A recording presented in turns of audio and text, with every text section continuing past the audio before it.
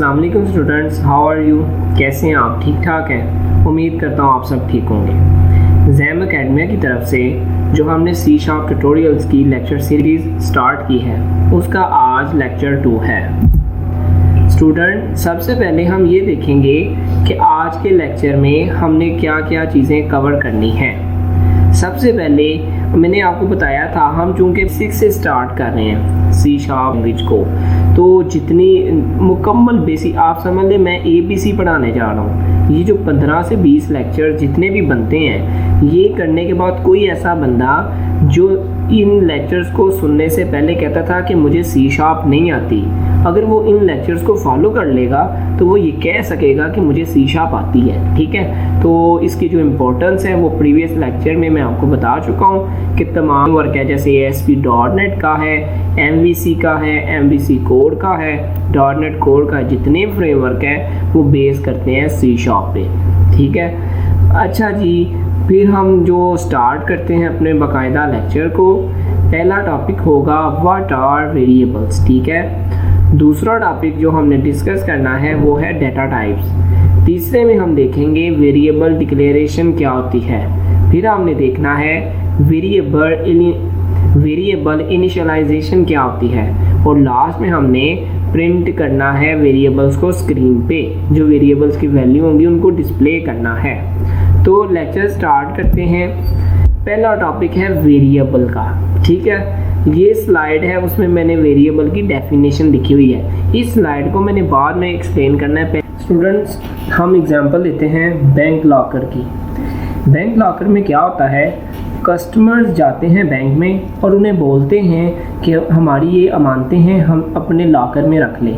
तो बैंक वाले क्या करते हैं, बैंक वालों के पास जगह होती है और उसमें डिफरेंट सेल्स बने होते हैं जिनको वो लॉकर्स बोलते हैं। ठीक है, तो वो बैंक क्या करता है, हर बंदे की अमानत होती है उसको एक खास लॉकर में रख देता है और उसका एक नंबर अटैच कर देता है, नेम दे देता है। जैसे ही सपोज अगर मैं जाता हूँ बैंक के पास तो मैं अपनी अमानत रखवाता हूँ, तो वो मुझे एक नंबर देंगे 314, जिसका मतलब ये है कि जब मुझे इस अमानत की ज़रूरत पड़ेगी तो मैं उनको अपना नंबर दूंगा, स्पेसिफिक जगह से मेरी चीज़ मुझे दे देंगे। तो इसी तरह कोई और एक पर्सन आता है तो उसको वो कोई और नंबर देंगे। जैसे कोई एक मेरा दोस्त जाता है तो उसकी वो नंबर दे देते हैं 403। मतलब क्या हुआ, बैंक वाले क्या करते हैं, उनके पास जगह होती है, वो यूज़र्स की चीज़ें रखने के लिए अपनी स्पेस को नाम दे देते हैं, और स्पेस को नाम देने का, कोड देने का मतलब फ़ायदा ये होता है कि उसकी चीज़ को बाद में मैनिपुलेट करने में आसानी होती है। ठीक है, तो यही बात ही वेरिएबल में। मिसाल वो ली, अब मैं आपको देता हूँ। मैं कहता हूँ हम कंप्यूटर को कहते हैं दो नंबर्स को जमा करो और उसका रिज़ल्ट निकालो। तो स्टूडेंट, कंप्यूटर को जब हम इनपुट देते हैं तो इनपुट जब हम उसको एंटर करते हैं इनपुट, तो कंप्यूटर को कोई ना कोई जगह चाहिए जहाँ पे वो इनपुट स्टोर करवाए। ठीक है, अगर दूसरी इनपुट देते हैं तो उसको फिर एक और जगह चाहिए जहाँ पे वो दूसरी इनपुट स्टोर करवाए, और इन दोनों को ऐड करके जो रिज़ल्ट आना है उसको भी शो करवाने के लिए उसको एक जगह की ज़रूरत है, जिसको हम वेरिएबल बोलते हैं। वेरिएबल क्या होते हैं कि जैसे कि हम इनपुट A देते हैं ना, फर्स्ट नंबर, तो रैम के अंदर एक खास जगह पे जैसे ये सेल्स बने हुए हैं, इसी तरह वहाँ पे सेल्स होते हैं। तो कंप्यूटर क्या करता है, रैम के अंदर कोई भी जगह लेता है और उसका नाम जो हमने इनपुट दी होती है, जैसे सपोज A वेरिएबल है। ठीक है, तो वो वेरिएबल का नाम रखता है, जो हमने रखा होता है वेरिएबल का नाम, तो कंप्यूटर उस जगह पे हमारी उस वेरिएबल की वैल्यू को स्टोर करवा देता है। जैसे हम वेरिएबल नंबर 2 बनाते हैं, मैं कहता हूँ वेरिएबल 2 है, उसको अगर मैं जब डिक्लेयर करूँगा तो कंप्यूटर क्या करेगा, एक और किसी सेल को वो नाम देगा और उस वेरिएबल की चीज़ को उसमें स्टोर करवा देगा।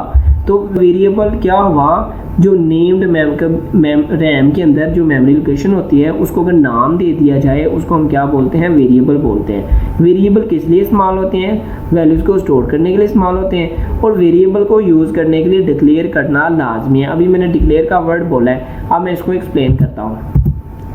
स्टूडेंट, दूसरी बात है वेरिएबल डिक्लेरेशन।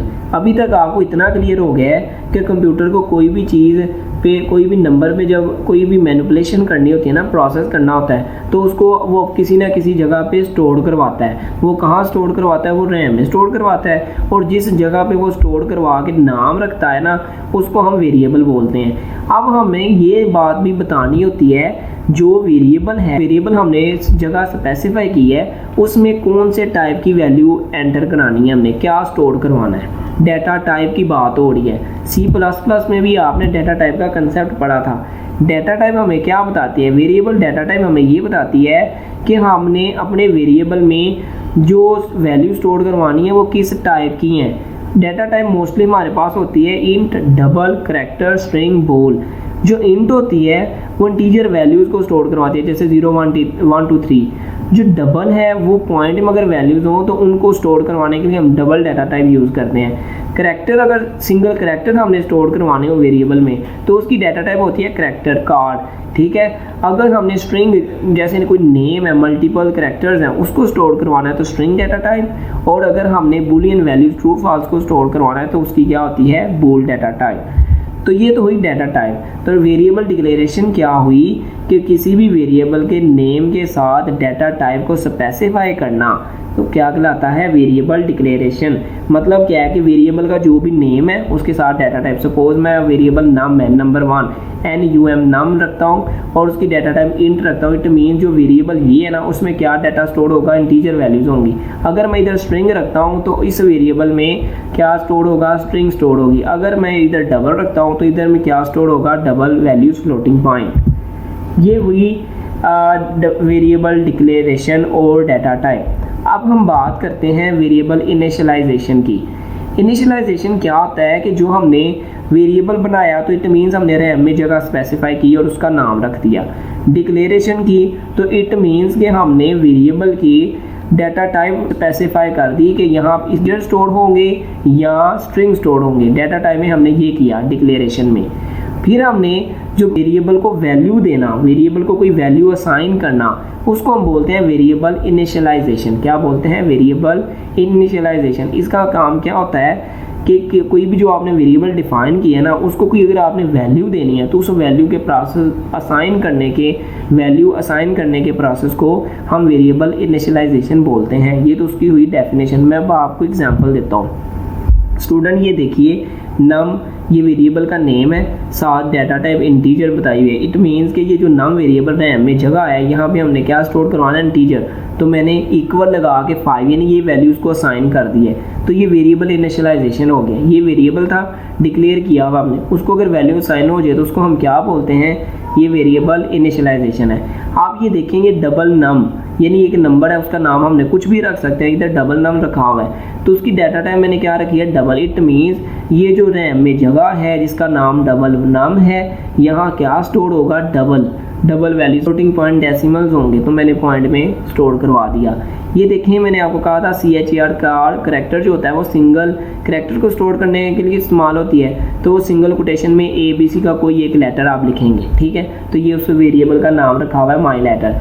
अब देखें, बूल के लिए मैंने आपको कहा था ट्रू या फॉल्स स्टोर करवाते हैं, तो ये ट्रू स्टोर करवाया है तो इस वेरिएबल का नाम अब समझाने के लिए माई बूल रखा हुआ है, आप कुछ भी रख सकते हैं। ये स्ट्रिंग है। स्ट्रिंग में क्या होता है? करैक्टर और स्ट्रिंग में फ़र्क सिर्फ इतना होता है कि करैक्टर सिर्फ एक सिंगल लेटर होता है, जो स्ट्रिंग होती है वो मल्टीपल लेटर्स होते हैं और डबल कोटेशन में बंद किए होते हैं। तो ये स्ट्रिंग है। किसी भी स्ट्रिंग को अगर आपने स्टोर करवाना है तो वो आप स्ट्रिंग डाटा टाइप यूज़ करेंगे। अब ये तो इनिशियलाइजेशन थी, एक सिंगल वैल्यू इनिशियलाइज करवा रहे थे। ज़हन में रखें, एक से ज़्यादा वेरिएबल्स को अगर एक ही वैल्यू हमने असाइन करनी हो तो हम इकट्ठी भी कर सकते हैं। जैसे A=B=C 3 नंबर हैं जिनकी डाटा टाइप इंट है, उन सबको एक वैल्यू मैंने असाइन कर दी है। ये था स्टूडेंट वेरिएबल इनिशियलाइजेशन। ये अब ये देखें, मैंने आपको कहा था वेरिएबल क्या होता है? रैम में एक जगह होती है। ये देखें, ये रैम है और उधर एक हमने जगह रखी, उसका नाम वेरिएबल जब हमने डिक्लेयर करवाया इंट एज, तो एज उसने रैम ने उसका नाम रख दिया, वेरिएबल का नाम। और जब हमने इनिशियलाइजेशन करवाई 21 उसको ऐड करवाया तो ये 21 रैम की जगह पे स्टोर हो जाएगा, ठीक है। ये वैल्यू ऑफ वेरिएबल है और ये रैंडम एक्सेस मेमोरी है। समझ आ गई है? ये डिक्लेयर करवाया तो उसने नेम रखा और डाटा टाइप स्पेसिफाई की। इनिशियलाइजेशन का मतलब है ये वैल्यू उस वेरिएबल की जगह पे स्टोर करवा दो।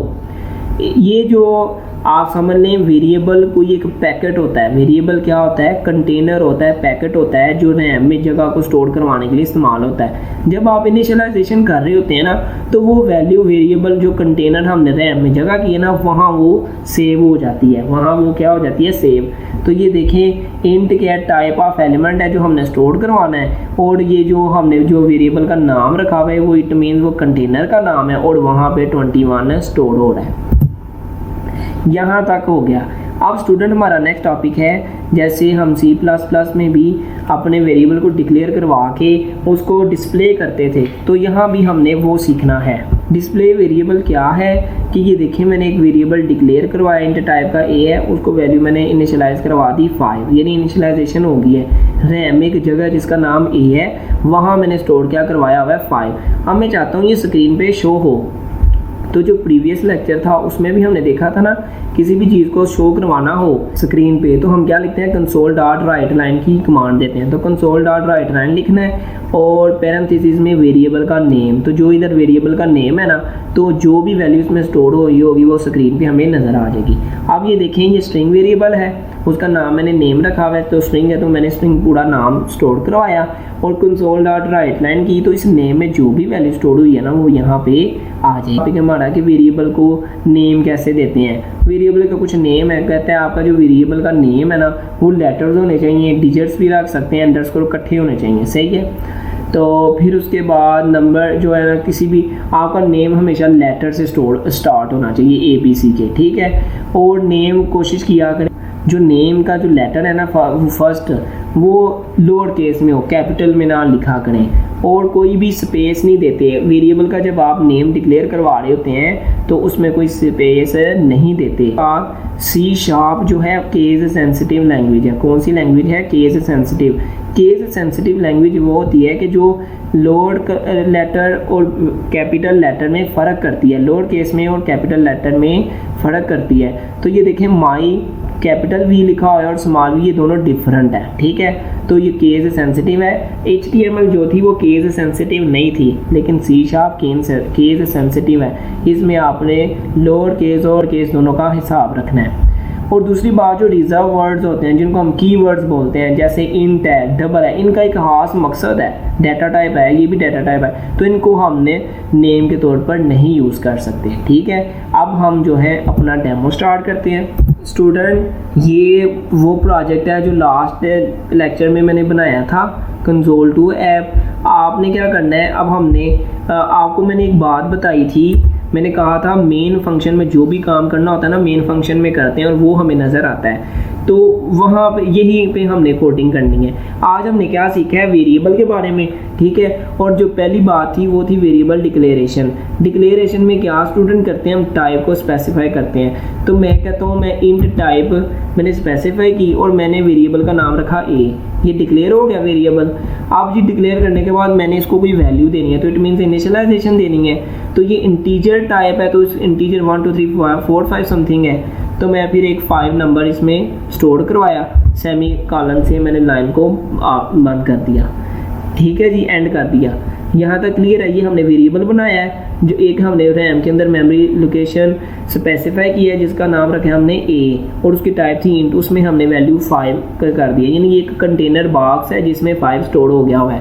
अब हमने इसको स्क्रीन पे शो करवाना है, तो वो क्या थी? कंसोल डॉट राइट लाइन थी कमांड, इसमें हमने वेरिएबल का नेम रखा और सेमी कॉलन। अब मैं इसको Ctrl+S करता हूँ, डिबग करूँगा स्टार्ट विदाउट डिबगिंग, तो आप देखिएगा स्क्रीन पे ये 5 शो हो गया, ठीक है, ये हुआ है 5। तो मैं कहता हूँ जैसे हमने C# पे खुद भी लिखते थे स्ट्रिंग्स के साथ, मैं कहता हूँ नंबर इज़, जब हम मैं कोई स्ट्रिंग भी साथ करना चाहूँ ना अपने पास से ही, तो मैं फिर स्ट्रिंग लिख के ना डबल कोटेशन में इस तरह, तो मैं ना प्लस का सिंबल लगाता हूँ, क्या लगाता हूँ?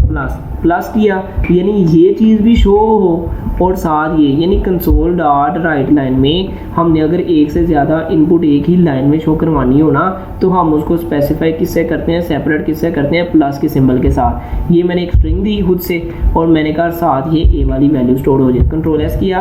अब मैं स्टार्ट विदाउट डिबगिंग करता हूँ, ये देखिए नंबर इज़ 5 आ गया, ठीक हो गया जी स्टूडेंट। यहाँ तक हमने देखा वेरिएबल डिक्लेयर इनिशियलाइजेशन। अच्छा एक और बात करता हूँ, ये इंट A5 है तो मैं एक और नंबर रखता हूँ जिसका नाम नंबर रखता हूँ और इसको मैं इक्वल कह देता हूँ 3 के, ठीक है, ये 3 है। अब मैं क्या करूँगा, की जो वैल्यू है ये, इसको कंट्रोल एस किया, आप देखिएगा क्या होता, ये 8 आ गए। ये 8 क्यों आया है, ये 8 इसलिए आया है कि हमने डायरेक्ट उसको सम फाइंड कर दिया। क्या कर दिया, डायरेक्ट हमने सम, जैसे आप सी आउट में करते थे ना, A प्लस बी इकट्ठा करते थे तो वो हो जाता था, ठीक है। ये उसने क्या किया है, इसने उसका सम फाइंड कर दिया 8 और 5, ठीक है, 5 और 8। अब मैं अगर सेपरेट सम करना चाहूँ, int sum equal A plus num, ये नम, और इसमें आके मैं जो है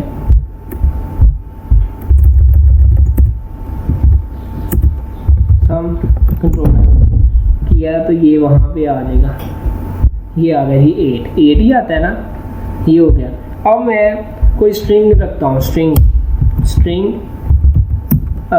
इसका नेम रखते हैं, ठीक है, इक्वल डबल कोटेशन में अपना नाम करवाता हूँ और इसको किया, और यहाँ पे मैं नेम रखूँगा कंट्रोल एस, हो रही है बस, स्टार्ट विदाउट डिबगिंग, तो ये मेरा नेम आ गया। साथ में जो है लिख सकता हूँ, मैं स्ट्रिंग साथ शो करवाता हूँ, माई नेम इज, और साथ ये प्लस से ये साथ दोनों को किया, ठीक है, और ये आ गया। आज के इस लेक्चर में हमने क्या सीखा था, वेरिएबल क्या होता है, वेरिएबल डिक्लेरेशन क्या होती है, वेरिएबल इनिशियलाइजेशन क्या होती है। फिर हमने देखा, मैंने आपके सामने ये डिक्लेयर करके इनिशियलाइज करके दिखाए, स्ट्रिंग को भी कर दिए, इस तरह हम डबल्स को भी कर देते हैं। अब नेक्स्ट टॉपिक के साथ हम इसकी मज़ीद प्रैक्टिस करेंगे और जो है इसकी कोई एग्जांपल करेंगे। अब हम ना एक और एग्जांपल करते हैं। अब हम क्या कहते हैं, प्रोग्राम लिखते हैं हम सी शार्प में, ठीक है। प्रोग्राम हमें क्या करेगा, प्रोग्राम को हम टेम्परेचर देंगे सेल्सियस में, ठीक है, और वो उसको फ़ारेनहाइट में चेंज करेगा। किसमें करेगा, फ़ारेनहाइट में। सबसे पहले मैं आपको फार्मूला लिख के दिखाता हूँ। फ़ारेनहाइट इक्वल होता है, F इक्वल होता है, ये फार्मूला लिखने लगा हूँ 9/5। इस फार्मूले के ज़रिए ना हमने करना है, इस फार्मूले को यूज़ करते हुए हमने सेल्सियस स्केल को फ़ारेनहाइट में चेंज करना है। मल्टीप्लाई C प्लस 32 स्टूडेंट, ये फार्मूला होना है, ठीक है।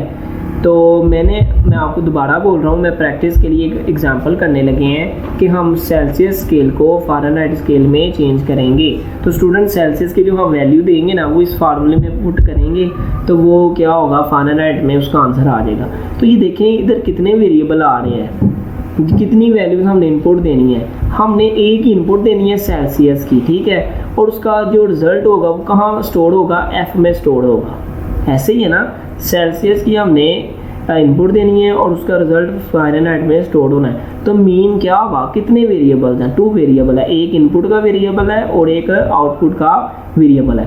तो सबसे पहले हम जो है वेरिएबल को डिक्लेयर करते हैं। ये जो मैं ना डबल डाटा टाइप रखता हूँ क्योंकि ये पॉइंट में भी अक्सर होता है, डबल सेल्सियस, ठीक है, सेल्सियस, ये एक वेरिएबल डिक्लेयर करवा लिया, ठीक, और साथ में वैल्यू भी दे दूँ या बाद में दूंगा वैल्यू। और दूसरा जो आंसर है, अगर इनपुट हम डबल की दे रहे हैं तो उसका जो आंसर है तो वो भी तो डबल में ही आएगा ना, वो भी डबल हो गया। 2 वेरिएबल हमने डिक्लेयर करवा दी। अब हम इनको वैल्यू देते हैं। सेल्सियस की जो वैल्यू है वो है, मैं कहता हूँ 34.5 डिग्री है, जिसको मैंने फ़ारेनहाइट में चेंज करना है, डिग्री सेंटीग्रेड है। तो स्टूडेंट अब हम फार्मूला लगाते हैं, फ़ारेन इक्वल फार्मूला क्या है, 9/5, ठीक, मल्टीप्लाई सेल्सियस, ठीक है, ये देखें इधर हमें वो रिकमेंड कर देता है, सेल्सियस प्लस 32। ये फार्मूला यूज़ करेंगे तो ये हमने वैल्यू दी सेल्सियस की, ठीक है, और फार्मूले में लगाया। अब फ़ारेनहाइट की वैल्यू इधर आ गई है। अब मैं सबसे पहले देता हूँ कंसोल में console dot right line double quotation में मैं देता हूँ कि टेम्परेचर इन सेल्सियस क्या था, सेल्सियस है, क्या है जी, उसकी वैल्यू हमने सेल्सियस में स्टोर करवाई है। इधर क्या होगा कि जो भी टेम्परेचर सेल्सियस में है वो शो होगा, ठीक है। अब कंसोल में हम देते हैं कंसोल, ठीक, डॉट राइट लाइन। इधर क्या करेंगे कि हम जो फॉरेन में जो आंसर आया हुआ है टेम्परेचर कन्वर्जन करके, टेम्परेचर इन फॉरेन हाइट, ठीक है जी, ये फ़ारेनहाइट प्लस लगाया, यानी इधर मैं फ़ारेनहाइट के वेरिएबल को लिखूंगा। अब क्या होगा, हमने प्रोग्राम बनाया है, हमने क्या किया, हमारा जो प्रोग्राम है वो सेल्सियस को फ़ारेनहाइट में चेंज करता है। तो हमने क्या दो वेरिएबल डिक्लेयर किए, सेल्सियस और फ़ारेनहाइट के।